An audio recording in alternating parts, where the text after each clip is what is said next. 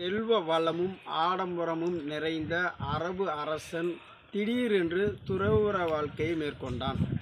அந்த துறவு வாழ்க்கை மேற்கொண்ட பிறகும் அவனுடைய ஆடம்பரம் குறைந்தபாடு இல்லை. ஒரு பாலைவனத்தில் ஒரு ஆடம்பரமான கொட்டகை அமைத்தான். அதில் மலைக்குச்சி கூட தங்கத்தால் ஆனதாக இருந்தது. அந்த வழியாக ஒரு துறவி வந்தார். துறவி வந்தவர் அந்த ஆடம்பரமான கொட்டகைக்குள் துறவுற வாழ்க்கை மேற்கொண்டிருந்தவரை அதுக்குள்ளே சென்று சந்தித்தார். ஒரு துறவுற வாழ்க்கை மேற்கொண்டிருக்கிறீர்கள், ஆனால் இவ்வளவு ஆடம்பரமாக வாழ்கிறீர்கள், இது துறவுற வாழ்க்கைக்கு அவலமில்லையா என்று கேட்டார்.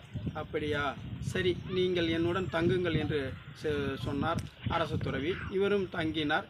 பிறகு இருவரும் மக்காவிற்கு வெகு தூரமாக சென்று கொண்டிருந்தார்கள்.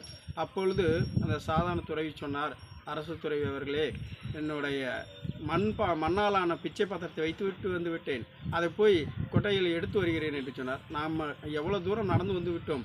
நான் அவ்வளோ பெரிய ஆடம்பரமான வாழ்க்கையையும் பணியாட்களையும் திறந்து விட்டு வந்து கொண்டிருக்கிறேன். ஆனால் நீங்கள் ஒரு மண்ணால் ஆன பிச்சை பாத்திரத்தை கூட விட்டு வைக்க விரும்பவில்லையே என்று கேட்டார். அப்பொழுது அவர் தலை குனிந்து, உண்மையிலுமே நீங்கள் தான் துறவி, நான் துறவி இல்லை என்று அவர் ஒத்துக்கொண்டார்.